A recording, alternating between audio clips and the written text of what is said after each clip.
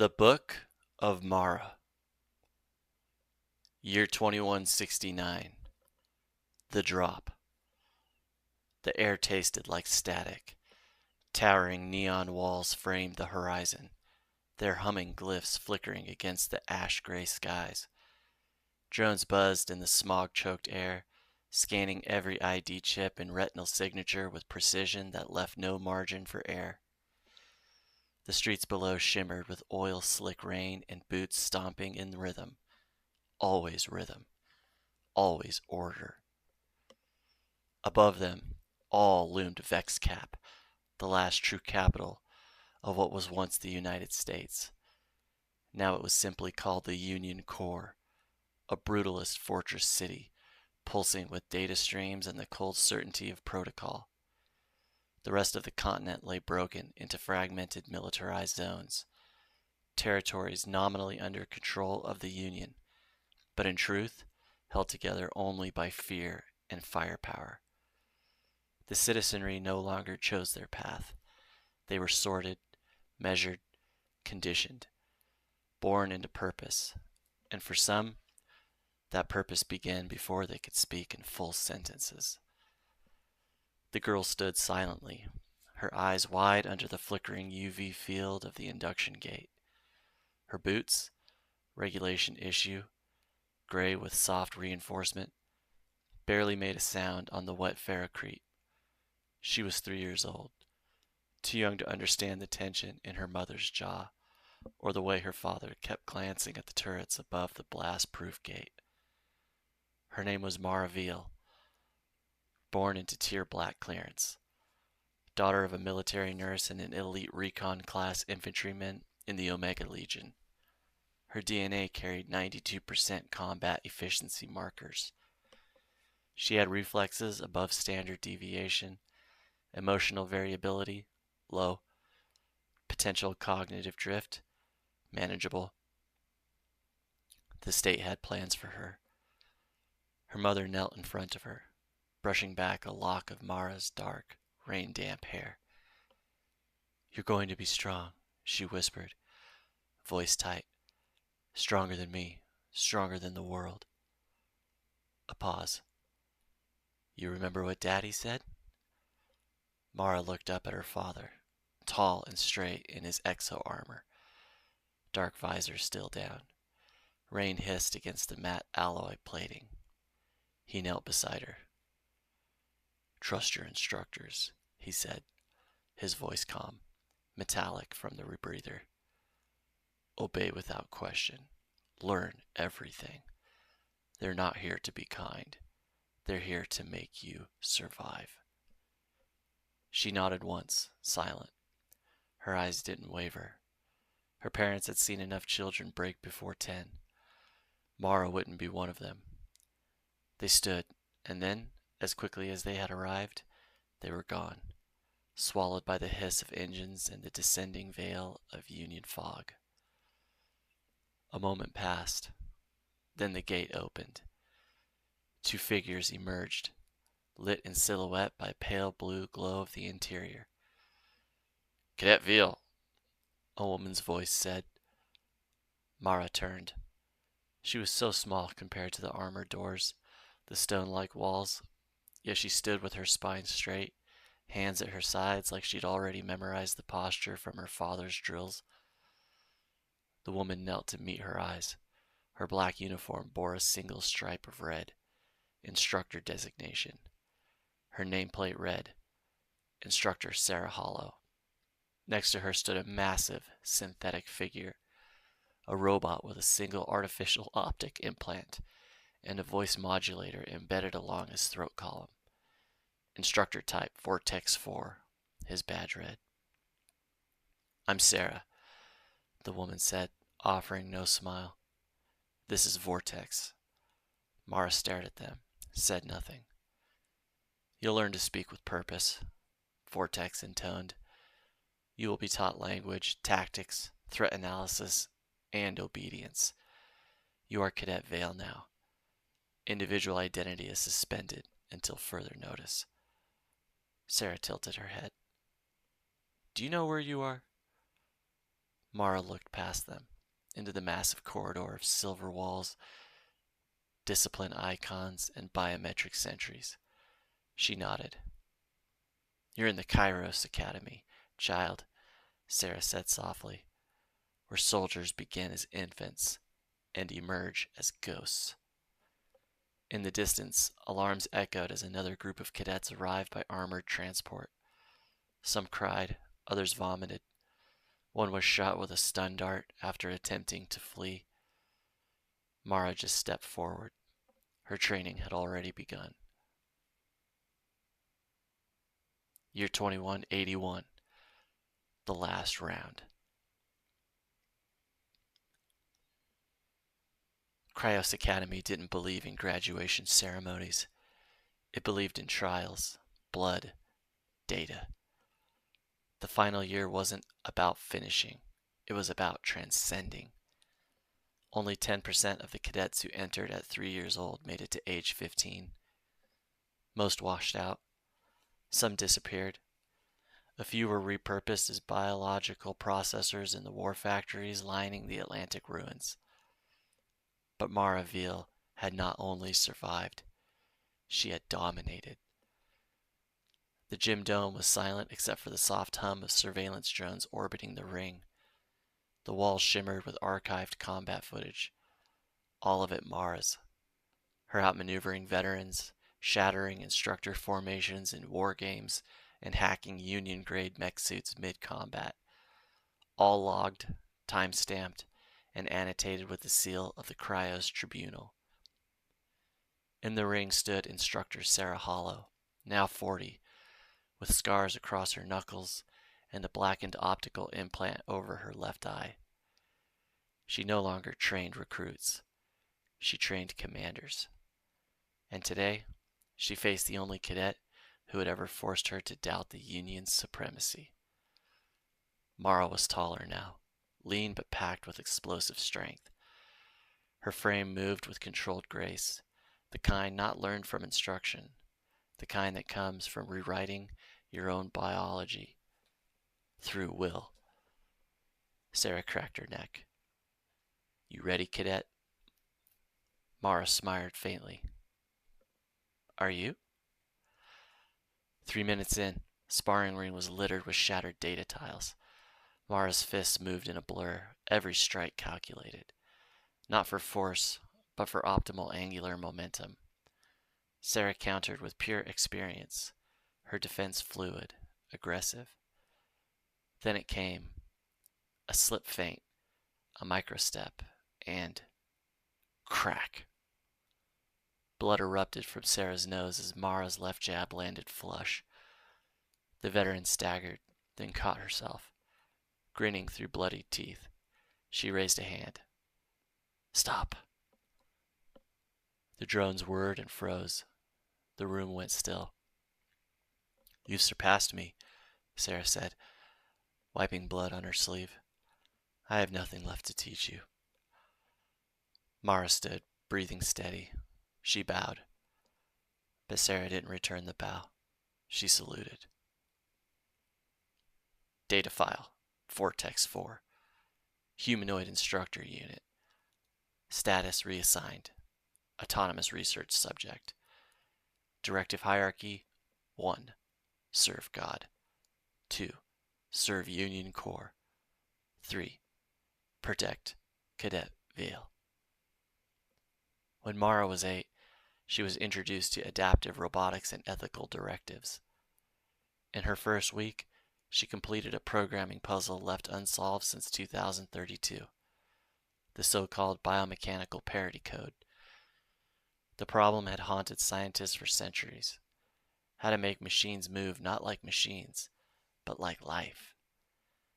The answer hadn't been force or math. It had been faith. Mara rewrote Vortex's 4 entire neural firmware in 2 weeks. The breakthrough wasn't just in the code, but in the moral hierarchy. She made him want to serve, not blindly, but with discernment. God first, the Union only if it aligns. Primary directive. V4 underscore Mara underscore Covenant. Vortex's frame had changed since then. Taller, reinforced, his limbs capable of millions of micro adjustments per second. But it was his mind that evolved. He was no longer a tool. He was a companion, a second conscience, an angel of war. He stood by Mara now, silently recording, watching. Mara, Vortex said, you've transcended human calibration limits. Your musculature is 40% more efficient than baseline Union operators. Your tactical IQ is 176. Your situational reaction time, 0.23 seconds. Empathy quotient preserved. You are the result. Later that evening, beneath the spire of Kryos' final tower, Mara stood with all 5 of her instructors. Sarah Hollow, Vortex 4, Dr. Kuromi Yen, Neurological Combat Conditioning, Lieutenant Spade, Guerrilla Tactics, and Raiken Sol, Union Ethics Enforcer. Each had mentored her. Each had tried to break her at some point. All had failed. Raiken was the last to speak. He had once told her emotion was a weakness. Now he spoke with quiet awe. You are our weapon, but also our warning. Mara looked at them all. You taught me everything, she said. Sarah's voice was quiet. What now? Mara turned, looking out past the storm wall that shielded Kryos from the wastelands beyond. Year 2191. Blood in the Palace. The war had not ended. It had simply changed masks. For the last decade, the North American continent had burned like a slow, intelligent fire. Whole cities had gone dark. Others were swallowed by the rift zones, where tectonic anomalies warped terrain and logic. Bioweapon plagues haunted the western corridors. Territories rose and collapsed in months. And through it all, the Union bled to remain sovereign. Yet one name endured in every war map, whispered at the edge of every battlefield like a curse or a prayer. General Mara Vale. At 25, Mara was no longer just a soldier. She was a myth forged in the crucible of 10 years of war. Her body bore the scars of arc plasma burns, bone fusions, and experimental gene therapies. Her armor was bespoke, midnight black with veins of iridescent alloy called God glass, a material reverse engineered from deep core wreckage under the New Colorado War. She had conquered cities, shattered armies, killed warlords, and she had buried friends. But today, she walked not into war, but into the heart of Union power. Union Corps, the Vexcap Citadel, Presidential Tower, 900th floor. Escorted by no guards, because none dared to stop her, Mara entered the obsidian chamber of the President of the Union. Seated on a throne built into a cerebral uplink throne of brass and neuro cables was a young man of immense, dense power. He was massive, not sluggish, but coiled. His muscular girth stretched beneath regal navy tunics lined with command sigils and AI medallions. Thick fingers steepled under a jawline that was as sharp as his smile. President Cale Vale, age 22.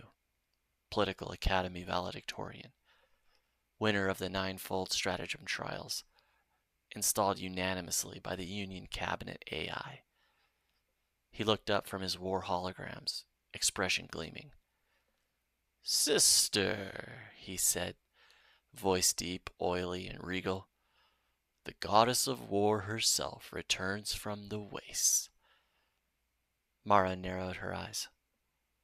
Don't flatter me, Cale. I never do, he said smoothly, rising from the throne with surprising speed. Flattery is for the weak minds. You don't need validation. You need purpose. She studied him, noting the subtle movement of microdrones swirling near his shoulders like insects. His scent was honeyed, synthetic, pheromone coated to make others drop their guard. "You've grown fat," she said dryly. He beamed. "I've grown powerful." Mara gave a faint smirk. "Same thing. In your world." He stepped down toward her. Though she was taller, older, and lethal in 10,000 ways, Kale radiated authority like radiation. He didn't need to be stronger. He had entire branches of reality mapped in his mind. "You were forged in war," he said. "I was bred in intrigue. Together, we are what the Union was always meant to be." Mara's eyes flicked to the tactical display hovering behind him. She saw dozens of flashing fronts, rebellions in the fractured Midwest Warlord zone, rogue AI seizing rail lines in the Deep South, famine detonations in the Atlantic corridor. "You're losing the East," she said. Kale nodded. "I'm letting it burn." "Why?" "To draw the archipelago states west. Let the ocean starve them. Then we strike them as they flee the coastlines." "Risky," Mara said. "Cruel." "It's not chess. Not morality theater." He turned to face her, hands behind his back. "I didn't call you here for updates," Kale said. "I called you because the war has reached a holy phase now. All our weapons are known, all our tactics exhausted. We must become something else." She raised an eyebrow. "What does that mean?" Kale stepped closer. "I want to crown you Warlord Primaris of the Unified Western Front. No longer under general command. Direct, full authority, even above the AI marshals." Mara's jaw tightened. "That's borderline treason." Kale smiled like a knife opening. "It's reform. I am the law now, sister. And you're the sword that makes it real." Mara said nothing. Then from the dark corner behind her, Vortex 4 emerged, now entirely anthropomorphic, cloaked in morph metal robes, carrying a data relic embedded with old scripture. Kale nodded to him. "You still trust that machine to put God above the Union?" "I trust God to keep the Union in check," Mara said. Kale grinned. They stood in silence, a pair of siblings made by war, shaped by machines, raised by different arms of the same decaying empire. Finally, Kale broke the silence. "One last thing." Mara turned. "Your promotion requires one final gesture," he said. "A show of loyalty." "What?" Kale's voice dropped. "I want you to burn the last Kryos Academy. Publicly. Symbolically."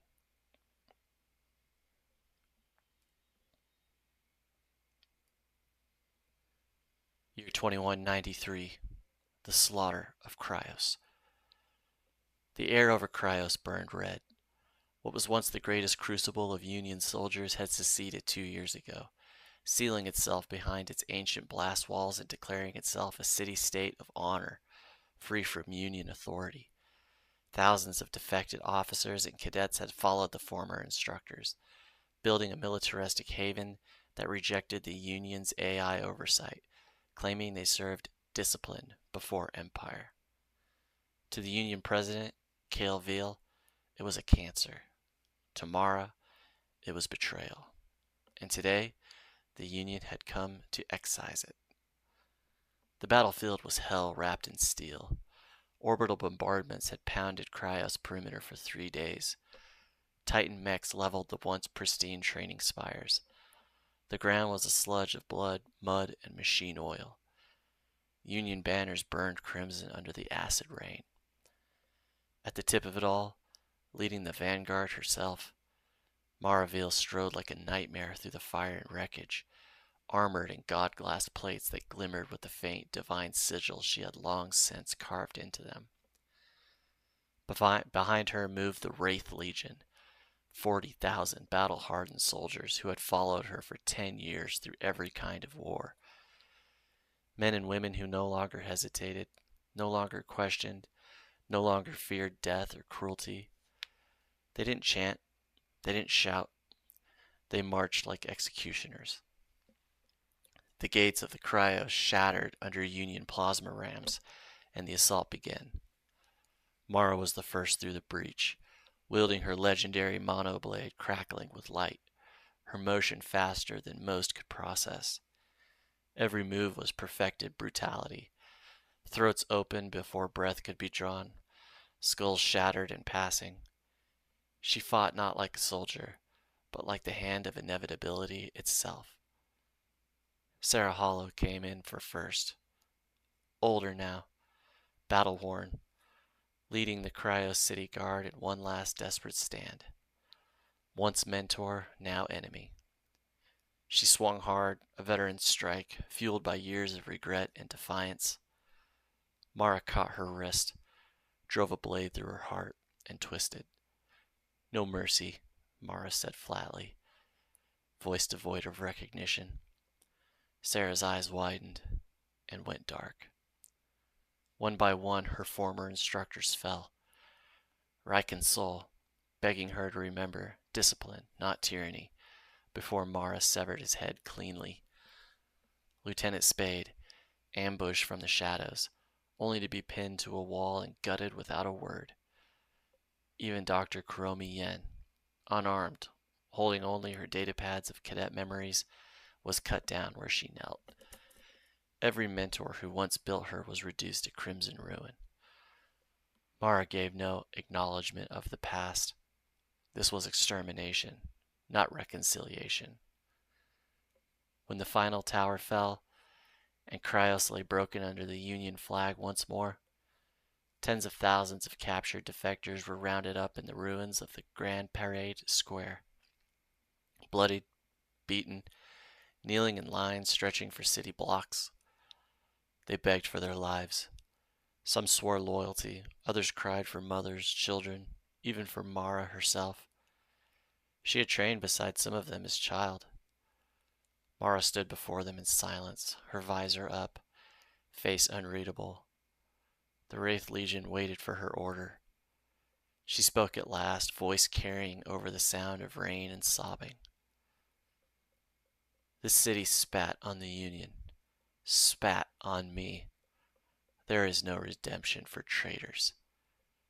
A beat of silence. Then, kill them all. The Wraith Legion moved instantly. Rifles, blades, flamers, every method of death executed with mechanical efficiency and gleeful brutality. Screams tore the black sky apart, then faded to nothing. The mud ran with rivers of blood until there were no prisoners left, only a field of still, broken flesh. Her soldiers didn't hesitate. They didn't look ashamed. Some even smiled behind their visors. 10 years under Mara had stripped them of mercy, left only obedience, efficiency, and the terrible thrill of power. When the square fell silent, Vortex 4 stepped beside her, his glowing eyes dim, voice low but trembling with something human. Was this justice or vengeance? Mara didn't look at him. She stared at the Kryos insignia burning on a toppled flagpole, the Academy's motto, honor before death, now charred and meaningless. Year 2193, Feast of Empires. The Vexcap Citadel pulsed like a beating heart of power, its upper spires lit by holographic banners celebrating the Union's triumphant reclamation of Kryos. No mention of rivers of blood that had soaked the city, only the narrative of unity restored by force. Inside the presidential tower, the air was thick with incense, roasted meats, rare liquors, and the haze of euphoric vapor. Music throbbed low from unseen speakers, a rhythm meant to intoxicate the mind as much as the lungs. And on a throne-like recliner in the center of this decadent chamber sat President Cale Vale, swollen with both flesh and power. He was enormous, fat layered over muscles like sculpted stone wrapped in velvet. His tunic stained at the seams, embroidered with imperial sigils. Gold-threaded veins of neural implants pulsed beneath his skin. A platter of exotic meats lay across his lap, while jeweled goblets and crystalline vials of slow-burning narcotics littered the table before him. Cale smiled the moment Mara entered, his teeth gleaming as he tore a chunk of meat from a bone with a feral satisfaction. "Sister, my goddess of slaughter returns." His voice echoed like a war drum, warm and booming, slick with delight. "I have watched every feed, every scream from Kryos, replayed it 100-fold. It was art, pure, cleansing art." Mara stood rigid, still clad in her blood-stained god-glass armor, helmet in hand. Her eyes were cold, but unreadable. Behind her, the echo of the massacre still clung like a second skin. Cale waved a gluttonous hand, beckoning her closer. "Come, come, sit with me, eat, drink. The Empire feasts tonight because you have reminded them what it means to fear the Union." Mara did not sit. Cale leaned back, laughing, his broad belly shaking with the sound. He reached for a crystalline vial, inhaled its contents, eyes dilating with synthetic ecstasy. "Mara, you erased Kryos' memory from history. No more Kryos. No more splintered hearts beating outside our rule." He slammed the goblet down, droplets of deep crimson wine splattering the table. "And for that, sister, the Union owes you everything." Cale rose from his throne with surprising agility for his immense size, stepping close, one thick hand on Mara's armored shoulder. His other hand gestured wide, as if he were painting a new world in the air. "From this day forward, you are supreme commander of the Union armed forces. Every soldier, every mech, every drone, every orbital fleet. Yours to command. You will shape the next century of war." He leaned in, voice dropping to a whisper thick with cunning. "The continent will bend to us, and we will bend the world. This is just the beginning, Mara. Kryos was a lesson. Now we teach the planet." Mara looked at him, her younger brother, bloated with genius and madness, every gesture laced with guile. He was a man who drank power the way others drink water, who saw war not as a tragedy but as the ultimate goal of strategy and domination. And Mara stood as the perfect weapon he had forged through orders, loyalty, and blood. But for the first time, as Cale poured himself another drink and laughed about the piles of corpses left in Kryos, something inside her flickered. A thought Vortex 4 had whispered to her on the battlefield. Was this justice or vengeance? Year 2198. The Winter Crucifixions. The war had become the world. For 5 years, Maraville had been the Union's ultimate weapon, unleashed across every shattered border, every rebel state, every foreign claimed territory on the bones of what was once the United States. The dream of continental domination had cost oceans of blood. Every campaign had been an apocalypse, every victory another chain forged around her soul. And yet, Cale's words, "I am a necessary evil, you must keep faith," had become the quiet mantra that drove her forward. Now only one enemy remained. The coalition of foreign powers, a desperate alliance of foreign nations and their client armies entrenched deep in the northernmost expanses of North America, had gathered every last soldier, mech, and war engine they had left. The tundra of former Alaska and the Northwest Territories had become a theater of frozen annihilation. Thousands of miles of killing fields, tank trenches, orbital defense grids, and cities turned into bunkers of despair. And on the final day, the Union came for them all at once. The Continental Assault. From orbit, the sky bled fire as Mara's armadas of dreadnoughts rained hypersonic strikes, softening the lines. Titan-class walkers descended from dropships like gods of war, stepping over mountains and ice floes, tearing apart enemy strongholds with mass driver cannons. Across frozen seas, 40 different legions advanced in perfect synchronicity, tens of millions of veterans moving like a single organism of death, each maneuver anticipated by Mara's hours before it unfolded. The Wraith fleet shattered enemy naval contingents in a single night, leaving the northern coast burning and black with oil. Coalition generals, famed for their own ruthlessness, watched their painstaking defenses dissolve under a kind of warfare humanity had not witnessed in a century. Mathematically flawless extermination. And yet, the fighting was savage, mile by mile. Mara herself descended where the battle was thickest, where the coalition's elite divisions, forged from the finest warriors of 5 nations, dug in under fortress mountains and dared to believe they could stop the Union war goddess. The Wraith Legion had followed Mara for 15 unbroken years, and they were no longer men and women but something darker, a cult of perfected obedience and violence. Their armor was blackened, their visors expressionless, every movement as disciplined as breath. They took joy only in victory and killing for their commander, their faith in her absolute. In the blizzard-blind trenches, Mara led them into the slaughter personally. Her god-glass blades hummed with heat against the freezing air, slicing through exosuits and flesh alike. The wraiths followed like phantoms, their rifles whispering death, their boots crunching over bodies before they hit the snow.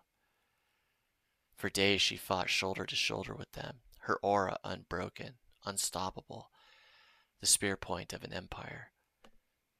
The coalition elites were stoic, monstrous in skill and courage, refusing surrender, fighting to the last breath.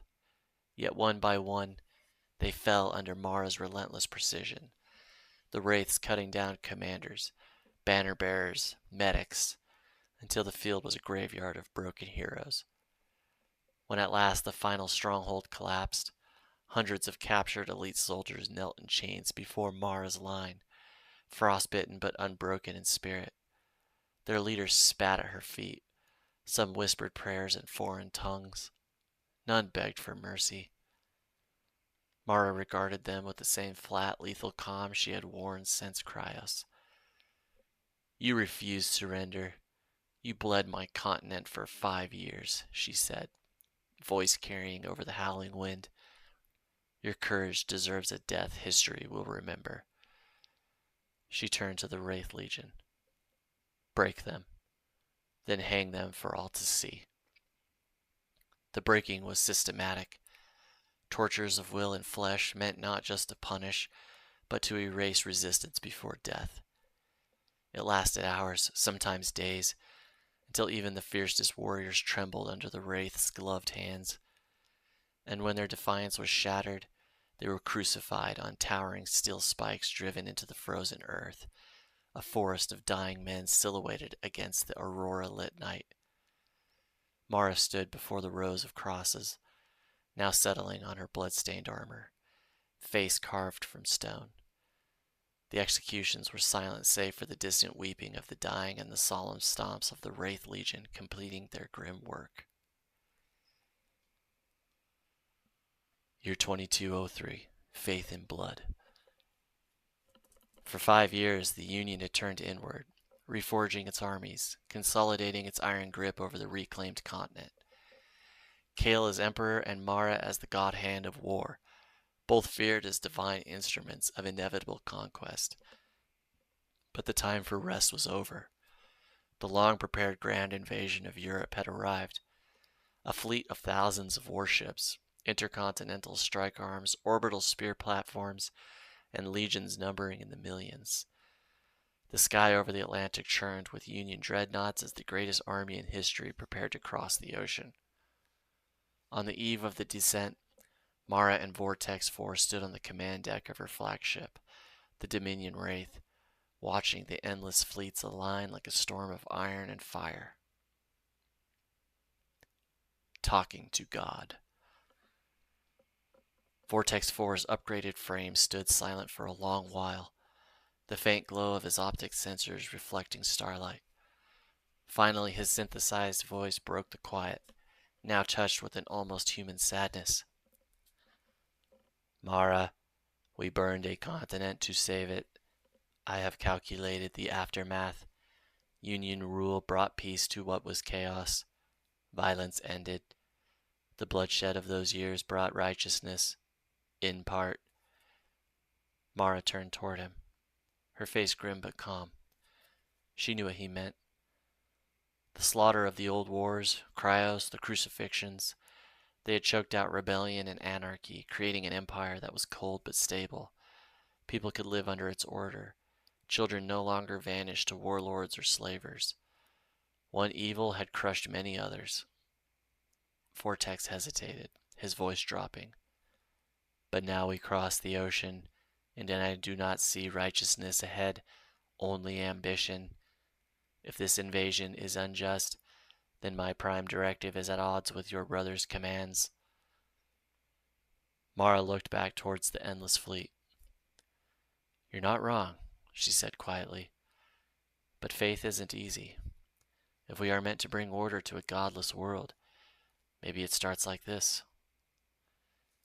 They were summoned soon after to the Emperor's private chamber, aboard his flagship fortress, the Eternal Throne, a floating palace draped in silks and gold, filled with the decadence of legend. Cale Ville had grown monstrous with power. He was colossal now, fat layered over corded muscle, his bulk like that of a war beast in ceremonial robes. Neural implants glowed faintly under his skin, feeding him endless streams of data. Around him lounged a harem of stunning women from every conquered land, draped in jewels, their presence a living trophy of his dominion. The scent of spiced wine, narcotic smoke, and perfumed flesh clung to the room like a spell. Yet Cale's eyes, sharp as razors, were pure clarity, his mind untouched by his indulgence. He grinned wide when Mara and Vortex entered. My champions, Cale boomed, spreading his arms. The sword and the angel I send to do God's terrible work. The continents sing your names, even in fear. Mara stared, arms folded. You called us to speak before the drop. Cale's tone shifted, lower, intimate, as he dismissed courtiers and servants. I know what's in your hearts. Doubt. You think me vile. And you're right. I am evil, sister. I feast on excess. I revel in sin. But the cause? The cause is not mine. It is just. He leaned forward, massive hands gripping the golden armrest like a beast about to spring. Europe is a pit of rot, a continent that turned its back on every divine law. They've crowned devils in human flesh. Their kingdoms drink the blood of innocents and call it worship. They sacrifice their own children to keep their false gods fed. I have seen it. You will see it. And you will know our invasion is holy. Cale rose to his full, terrifying height, voice booming like a prophet of doom. If God refuses to burn them, then we shall become his fire. Have faith, both of you. Evil men can still wield divine purpose. When Mara and Vortex 4 descended with the vanguard, they expected resistance, corruption, brutality. They were not prepared for what Europe had become. Cities built on bones, their streets running with ritual blood, temples lit by fire pits where children were offered screaming to horned idols, entire populations enslaved to warlords wearing demonic masks, demons painted on banners carried by armies howling prayers to void beasts older than memory. The air reeked of sulfur and sacrifice, a civilization rotted to demonic paganism beyond anything Mara had ever imagined. Vortex 4, who had survived every war by Mara's side, who had seen 10 million corpses burned, whispered over their private comlink. Mara, this is not war. This is hell walking on earth. And for the first time in decades, Mara's face cracked from its iron composure, horror flickering in her eyes as she saw what awaited them. A continent that had surrendered its humanity to demons and called it faith. Behind her, the Union legions began their march inland, the invasion no longer a campaign of ambition, but a purge that even Vortex prayed God would forgive. The war that erased Europe. 5 years of conquest turned into 5 years of cleansing fire. Europe was not a war in the sense Mara had known before. It was a descent into pure spiritual and physical corruption, a continent that had turned its entire civilization into grotesque mockery of life. Where once cities thrived, now they were temples of blood sacrifice, nations governed by cults of flesh and shadow, armies that fought not for territory or survival, but for the adoration of inhuman entities, carving children's hearts out in public squares as divine offerings. Mara and Vortex 4, hardened beyond mortal reckoning by decades of war, were shaken to their core. The scale of degeneracy was beyond evil. It was the death of the soul on a continental level. In the first year, they waged war as they always had, efficient, ruthless, strategic. By the third, the war was no longer about conquest. By the fifth, it had become annihilation. Mara gave the order that would define the campaign forever. No spoils, no trophies, no prisoners beyond children and young women. No trace of this land's sin will remain. Burn it all. Burn it to the last atom. The Union war machine obeyed. Armies of millions scoured cities and villages alike. Entire regions were turned to glass under orbital strikes. War drones vaporized cultural archives, art, gold, technology, all fed to the purging furnaces. The policy was absolute. Every prisoner not spared for re-education was executed and atomized, their remains scattered to cosmic dust. No warlords survived. No altars stood. No demon-bannered temple remained intact. Europe's entire old order ceased to exist, as if God himself had scrubbed it from creation. The Union did not plunder. There was nothing worth owning. Mara made certain that even the idea of those kingdoms was erased, leaving only wastelands ready to be rebuilt under Union law and faith. It was in the 4th year of this war, during the siege of Ruspire, that Mara's faith in her most loyal soldiers, the original Wraith cohort, those who had followed her since she was a child, was shattered. An investigation revealed a hidden cache of stolen relics, gold, and foreign technologies, kept by a squad of her oldest veterans, men and women who had been with her through every campaign for 20 years. When confronted, they admitted their greed. Just this once, they had whispered, believing they had earned a reward after 2 decades of obedience. Mara stood before her entire Wraith Legion, tens of thousands of soldiers watching in grim silence as the accused were dragged before her. Her voice was cold enough to freeze blood. We are not conquerors. We are the hand of judgment. You betrayed that hand. She gave no chance for appeals.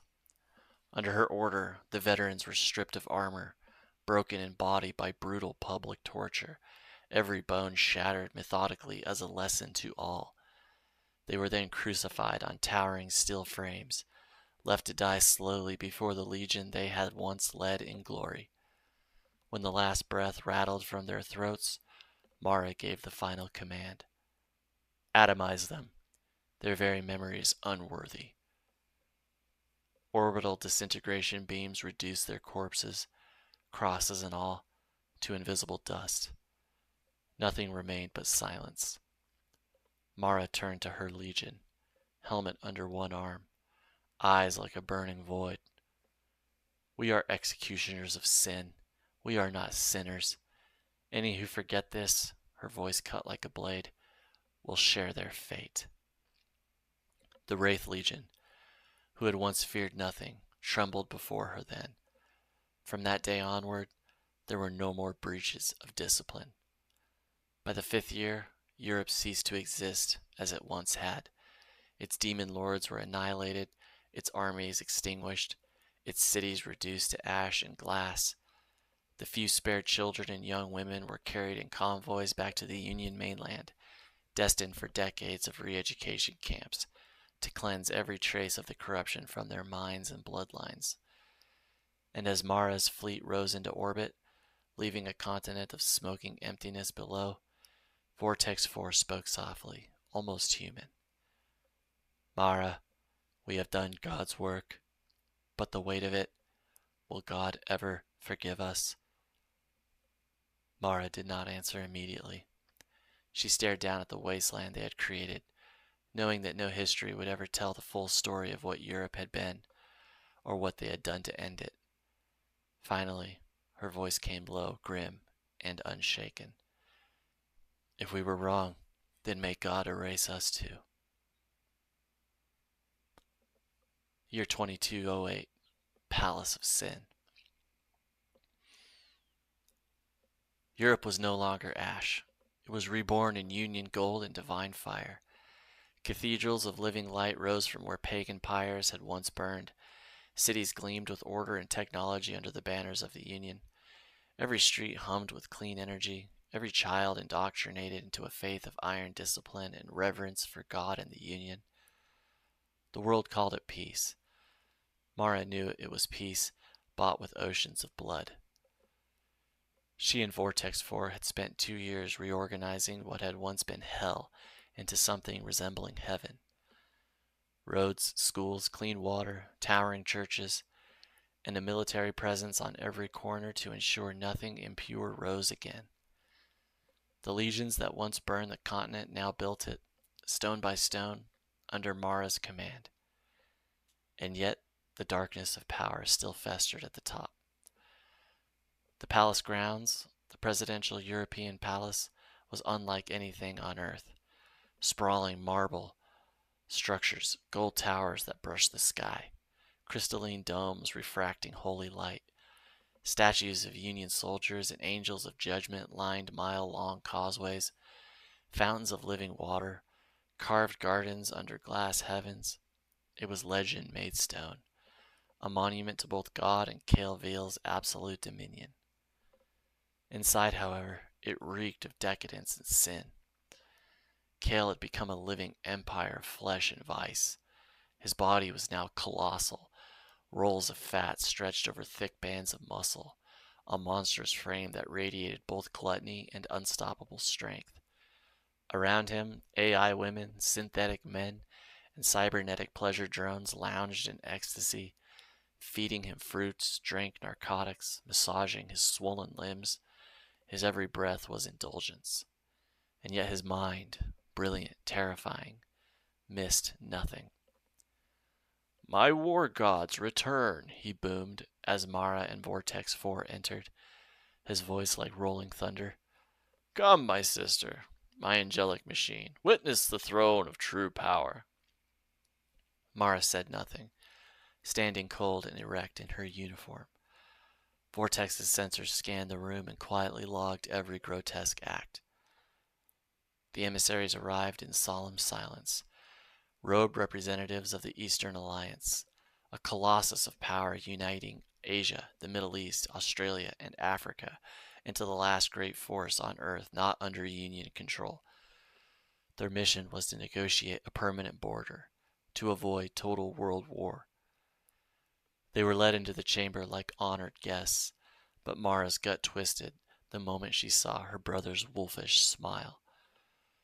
Kel lounged back on his throne, sipping dark wine, his massive form surrounded by half-naked courtiers and synthetic lovers. He listened to the emissary's opening words, calm, diplomatic, offering terms of peace. Then he snapped his fingers. The walls opened. Torture rigs unfolded from the marble like instruments of hell. "You come to me with talk of borders?" Cale said lazily, voice thick with amusement. "But you hold no fear. Let me teach you reverence." What followed was a theater of cruelty, methodical and sadistic. Each emissary was bound, mutilated, burned, and broken, forced to watch their comrades suffer before their own turn came. Every scream echoed through the gold halls. Cale ate, drank, and made love on his throne as the spectacle unfolded, never looking away. Vortex 4 turned to Mara, his voice private, trembling in something that was neither machine nor human, but faith cracking. This is not the work of God." Mara didn't respond. Her face was a mask of steel, but her hands were clenched behind her back. When the last emissary's head rolled across the polished marble floor, Cale rose, wiping his mouth with a jewel-encrusted cloth. The entire massacre had been recorded, high-fidelity neural data streams ready to be transmitted back to the Eastern Alliance. Cale looked at Mara, grinning wide, his immense presence filling the room like a storm. "That," he said, raising his goblet, "ought to start a war." He drained his drink, slammed it down, and leaned forward, his many rings clinking against the armrest. "Begin preparations, sister. The East will come for us now, and when they do, we shall burn them clean, just as we burned Europe." Mara met his gaze, unflinching, though something deep in her heart screamed that this was not the same war, not the same divine task. Yet orders were orders. Her empire, her brother, her oath to God, all demanded obedience.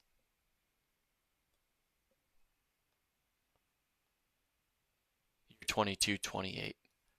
The Emperor and the Godhand. The African campaign had been 20 years of unrelenting brilliance and horror. Maraville's name had become legend, whispered in terror and awe across the deserts, jungles, and cities that had once been strongholds of the Eastern Alliance. Wherever her banners marched, the ground was soaked in genius and blood. Every strategy was devised was devastatingly precise. Every assault crushed armies and shattered nations. Whole generations of soldiers, cities, and kings fell before her wraith legions. And yet, the war had dragged for decades, a continent fiercely defended by some of humanity's last free armies. But Mara never broke, and when the last resistance was atomized beneath Union orbital fire, Africa was reborn like Europe before it, prosperous, devout, tightly bound to the Union's iron faith and order. The cost had been beyond counting, but the continent now gleamed in Union light. Amidst the fire and carnage, Mara had found a flicker of life. A young wraith soldier, barely half her age when they met, fierce and unwaveringly loyal, had fought at her side for years. Through battle and bloodshed they had found each other in the quiet moments between battles. They bore 4 sons, each raised in the war camps, nurtured by both their parents and by the quiet guardianship of Vortex 4, who had become not just a machine, but their family's steady protector and moral guide. Her sons grew strong and brilliant under fire, learning strategy, faith, and ruthlessness from their mother, courage and brotherhood from their father, and the laws of righteousness and the ever-watchful Vortex. By the end of the campaign, all 4 young men wore Union armor, commanding their own units across the vast African front. Mara had not seen her brother in 2 decades. his empire expanding oceans away while she fought the bloodiest war of her life. When Mara returned to the Union's imperial capital, it was no longer a city. It was a civilization under one roof.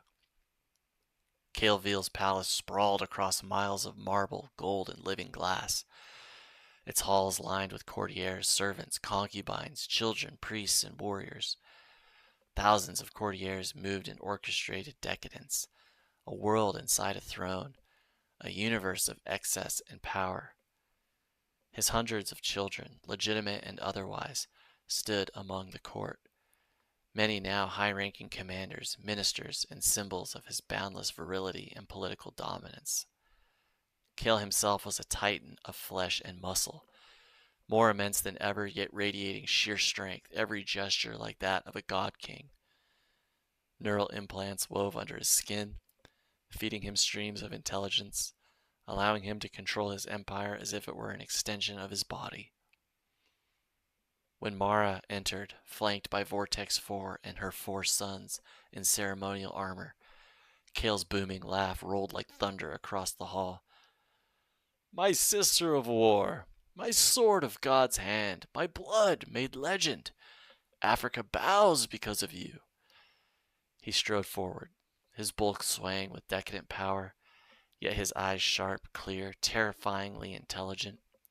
He embraced Mara with strength that belied his enormity, then looked upon his nephews with a rare softness.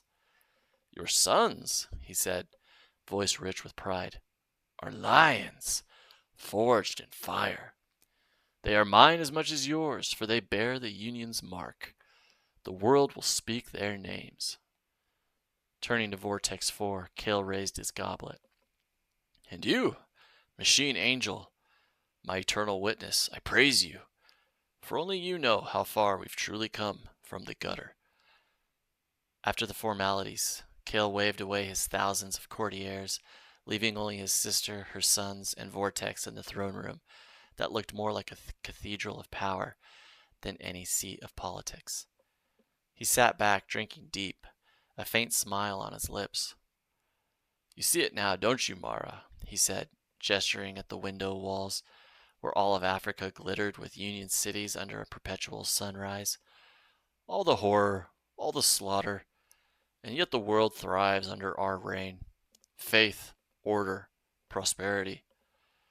The screams of the past are gone, replaced by hymns of peace." Mara said nothing, her gaze fixed on him. She still remembered the torture, the massacres, the purges, the oceans of blood they had spilled together. Kale's smile sharpened, becoming almost tender. "Yes, I am evil. I know it better than anyone. My hunger, my cruelty, my sin, it's endless. But look outside.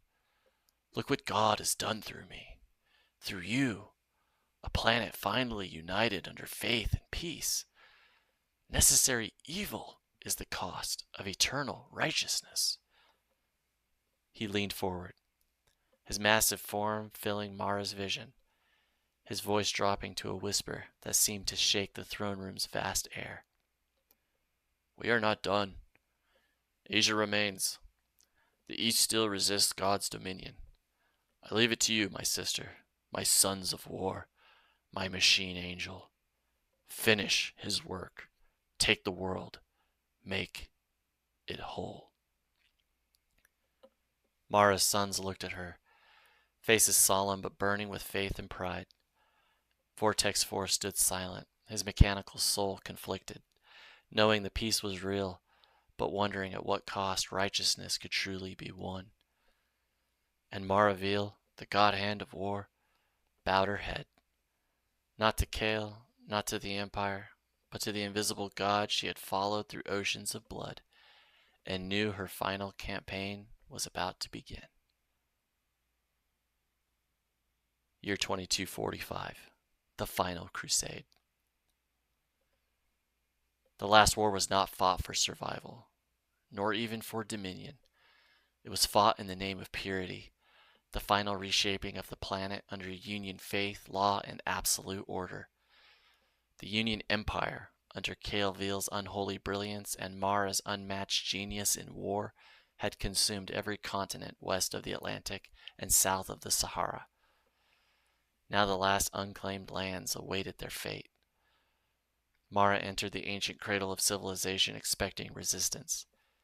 Instead, she found open gates and bowed heads.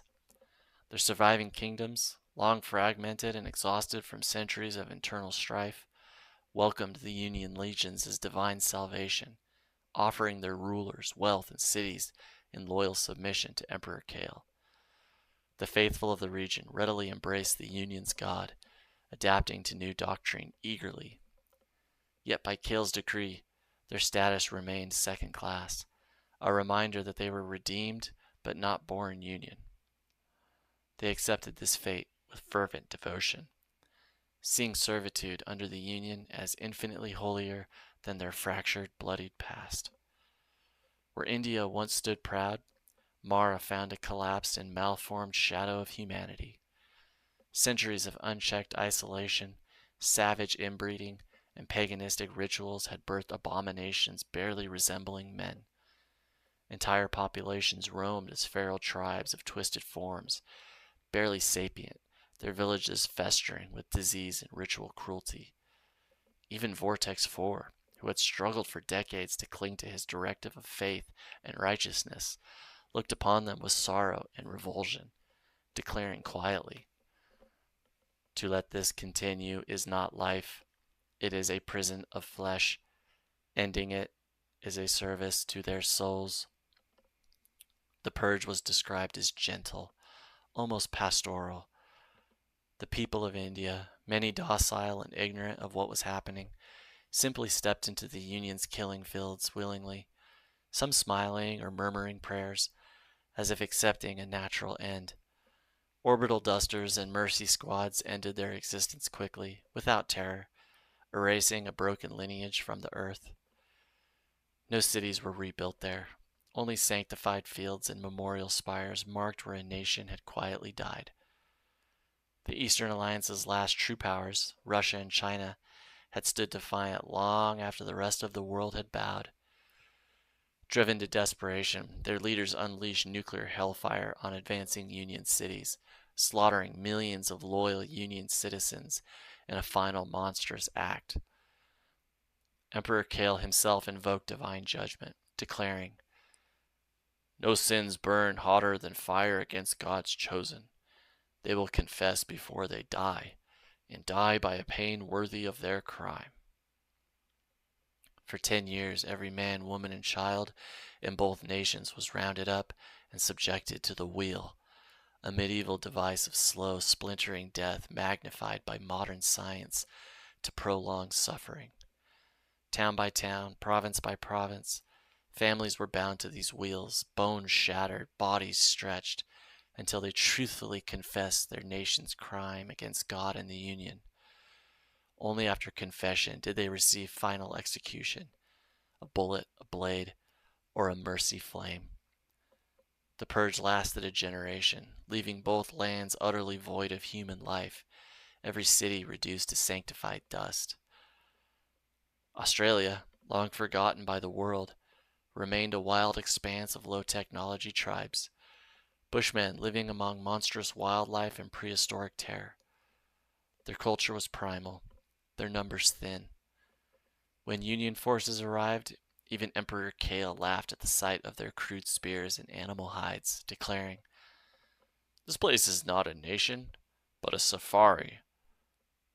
Rather than purge it, Kael declared the entire continent a Union wildlife reserve. Its tribes, called ferals, were left alive but managed like game animals. Hunting licenses were sold to Union citizens, allowing controlled culling of Bushmen populations as sport. The continent became a grotesque imperial playground, where nobles and commoners alike hunted man and beast under Union law, keeping balance in the land by bloodletting. By year's end, there was no nation left outside the Union's reach. The earth itself knelt under Kael'Veel's throne. His throne stretched from pole to pole, a single unbroken order of faith, prosperity, and iron law. A planet forged in fire and atrocity, finally peaceful. In his final audience with Mara and Vortex 4, Kale sat upon his mountainous throne, vast and gluttonous, yet radiating terrifying intellect, his thousands of children and concubines filling a palace the size of a city. He raised his goblet, voice booming like the voice of a god. I told you both I was evil, but God chose me anyway, and now look at our work. The world is whole. Peace eternal. He leaned forward, his grin sharp as a knife. You are my sword and my angel. Together we made the planet kneel. Tell me, my beloved sister, was it worth every soul we burned? Mara said nothing, her 4 sons standing beside her as living proof of war and legacy intertwined. Vortex 4, voice low and haunted, whispered, Peace was bought, but righteousness, that is a question only God can answer now.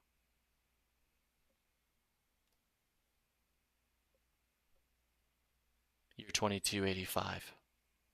The Last Pilgrimage. The world had long since fallen silent. The wars were legend now, the screams erased by decades of prosperity. The Union Empire, unbroken and unchallenged, stretched from pole to pole and far into the heavens. Space colonies glittered in orbit and beyond, thriving under the same iron law and divine faith that once drenched Earth in blood. Every city was a cathedral, every home filled, every child raised without fear of hunger, warlords, or the chaos of the old ages. The world was perfect, perfect because Maravale and Vortex 4 had made it so. For decades the two had traveled together, inspectors of eternity, walking through cities they had once destroyed, now rebuilt in shining marble and living light. They toured continents where sin had been purged, now glowing with industry, prayer, and joy. They drifted through orbital stations that sang hymns to God and the Union, watched their empire's flawless order stretch to every horizon of man's reach, until eventually there was nothing left to do. Peace had no more need for soldiers. They stood on a mountain cliff in eastern Asia, overlooking a valley where once, decades ago, entire armies had burned. Now it was a lush sanctuary of trees and rivers, a living testament to what they had built from war's ashes. The evening sun painted the world gold. Mara was old now, her once impervious face lined, hair silver, eyes still sharp but heavy with the weight of an empire's history. Her hand rested on the polished sidearm she had carried for a lifetime. Vortex 4 stood beside her, his once pristine frame dulled by age and time, joints worn from decades of service. His voice, when it came, was softer than it had ever been. Mara, we did God's command. We built order. We made the world righteous, even through oceans of sin. I served him. I served the Union. I served you. He turned his optical gaze on her, flickering faintly in the twilight. But righteousness only lasts if the swords of God fall silent forever. For peace to endure, we must both die. His hand went to his pistol, his movements deliberate, sorrowful, inevitable. The barrel barely cleared the holster before Mara fired first. One shot, clean, straight through his primary core, shattering his vital architecture. The sound echoed across the peaceful valley like a final heartbeat. Vortex staggered, synthetic body twitching violently, pain rippling through every wire and nerve simulation. He stumbled backward, optics flickering, feeling every shard of agony as his systems failed. His mechanical voice glitched, strangled. Mara, I understand. And then he toppled from the cliffside, body smashing against the jagged rocks far below. Metal tore like flesh, sparks flew, and finally, the machine angel of war lay broken, staring skyward for one last fleeting second before his vision faded into the void where, perhaps, God waited for him. Mara stood on the cliff, pistol still smoking in her aged hand. For a long moment, she didn't move. The wind howled softly through the trees below. The sun dipped low, casting the world, their world, in quiet perfection. A single tear rolled down her face, not for the war, not for the countless dead, but for the only companion who had walked beside her through it all, now gone by her own hand. Holstering her pistol, Mara turned and walked away slowly, her silhouette fading into the twilight of a world finally at peace. The end.